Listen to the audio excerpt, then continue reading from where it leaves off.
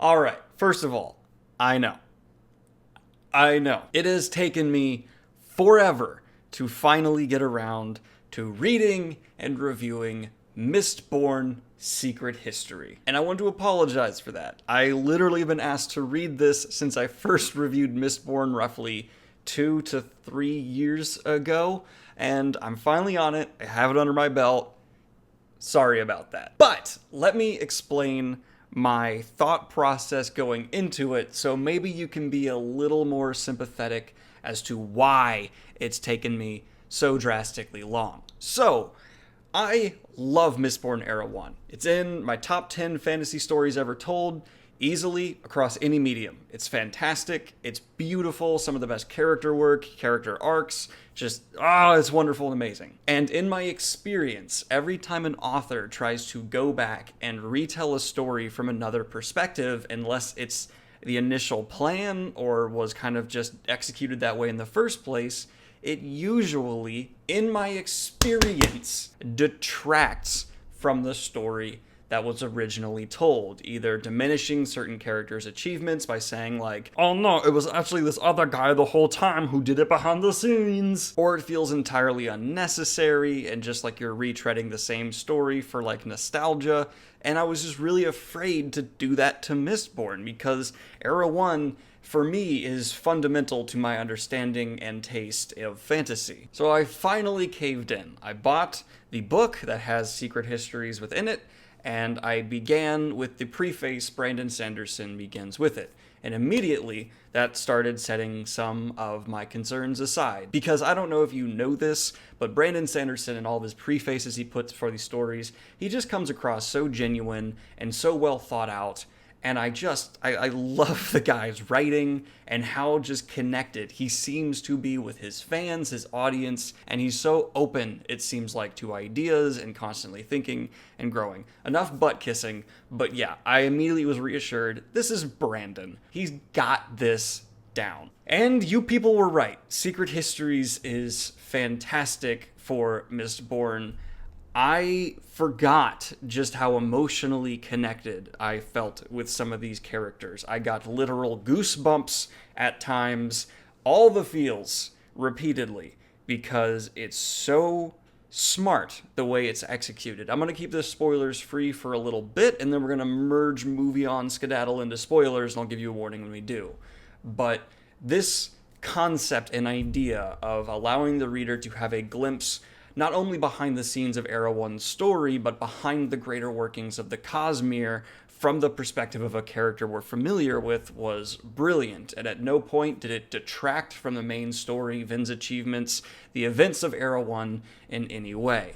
Seriously loved that. Of course, the writing style is nearly perfect, some of the best of the genre currently, because it's Brandon. I also want to give a shout out to his editors and whoever works with him to make the whole process come together, because while undeniably he's a magnificent writer and that shows in his writing, you can tell whoever is also looking over his shoulder is very good at picking out what stays in and what's cut, and after reading Unfettered 3, that becomes a little clearer because that was some unfinished Brandon work, and I feel like I have a little bit more of an insight now. I don't know why I'm doing this motion. This is my insight motion. I would consider this the best going back and telling another side of a story I've encountered in the genre that I can remember. And if you want a spoiler-free quick review, I would consider Secret History of Mistborn to be more necessary to read than Mistborn Era 2. We all know I wasn't the biggest fan of Era 2. I thought it was good, just didn't live up to the bar that was set by Era 1. So yes, I think Mistborn Secret History should be required reading for Mistborn fans, and it was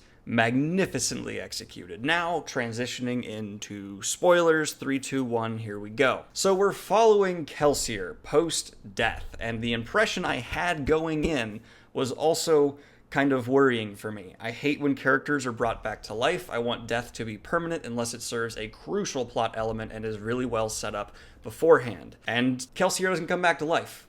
He's dead.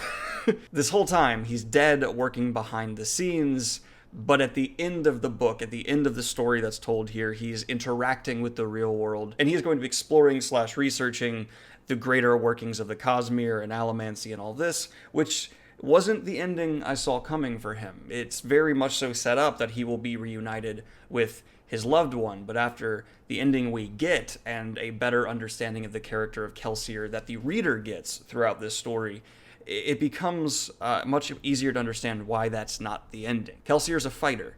He cannot stop fighting. In many ways, how modern-day Americans are workaholics, Kelsier is a fighter. He physically cannot stop. No matter what happens, he can never let go. And while I never understood the hype around Kelsier's character until I read Secret Histories, it makes a lot more sense now, though I still think it's absurd to put him on the same level as a Vin, Kaladin, Dalinar when it comes to depth. I still don't think he's there, though I think the amount of page time he's been given to us has allowed him to grow a ridiculous amount compared to similar characters by other authors with similar amounts of page time. But no, even with this great work, I don't find him as engaging or deep as a Dalinar, though I do get why people love him. He's badass, he's determined, he's just like a bull heading towards a target, and he will forever want that target to be out of reach so he can never stop the sprint. He's a hero driven by rage and determination, which is very often associated with the villain, which I think is the most interesting aspect of Kelsier's character. He walks many of the same beats villains do, even here when he's in the afterlife, kind of weirdly. He still seems very motivated by anger, rage, wanting to have some kind of vengeance. Pips is swatting a pen. I don't know if the mic can pick that up, so I gotta stop. While Vin is simultaneously fighting these gods and deities, Kelsier is as well, and we had some hints while reading Era 1 that there was something else working behind the scenes, and we get the answers here, and that's all really, really wonderful and well done. I enjoy getting to know Kelsier a little bit better. I get the hype around him a bit more. I still think it's a bit too much. He's not Brandon Sanderson's best character in my mind, not by a long shot, but he's great, and a great Brandon Sanderson character is head and shoulders above most else. Man, you really like swatting that pen, don't you? Just gonna pick this up for a little bit. Now we're gonna transition into the one problem I have with what happened here in Secret Histories, and it's entirely personal preference based, so do not take this as a do not read it or anything along those lines, but there is a whole lot of Cosmere explanation that happens in some pretty significant exposition dumps. It is arguably the greatest just exposition dump we have gotten from Brandon. It wasn't handled super smoothly, and in addition to that, I got answers to things I didn't necessarily want answers to. Granted, a lot of it is just things you can infer from the general concept of the Cosmere, but having the author directly tell us eliminates the possibilities of some what-ifs, theories, and fan speculation, and when it comes to having these wider interconnected universes, I would prefer things to stay more in the Stephen King interconnected universe style, where basically the author holds as many of the cards as possible and only gives us the briefest glimpses through the hands that play out or the stories told. I prefer that. But here we got a lot from Brandon that was just him flat out showing cards, and in the post-face, not pre-preface, but the writing after the story, Brandon goes into some pretty significant talking with just flat out the reader in a conversational almost way about what the Cosmere is to him and what he plans it to be. I did not necessarily want that. Purely personal preference. I like it to be a big mystery that we as the readers need to dig into for nuggets of information. Every time the author turns around and just hands you a nugget, it's a little less satisfying to me. But again, I know there's a lot of people who want every Cosmere answer they can get, and they don't really view it the way I'm viewing it, and that's absolutely fine. I get that. It's not what I prefer, but I get it. The final scene with Kelsier, Vin, Elend, and everyone kind of having this brief reunification was probably my favorite scene here.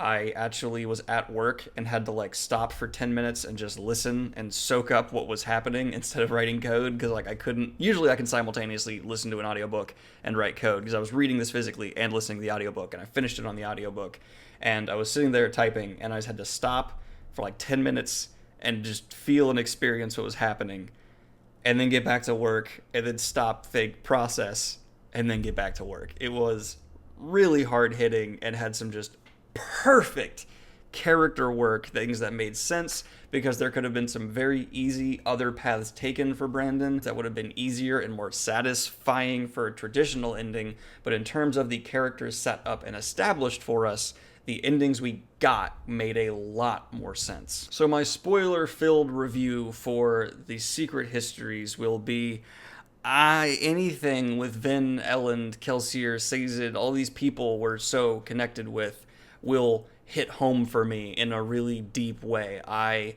love these characters, and I feel like the conclusions were perfect for the arcs set up. Having Vin say no to Kelsier and just go into death, a death that she earned without a doubt.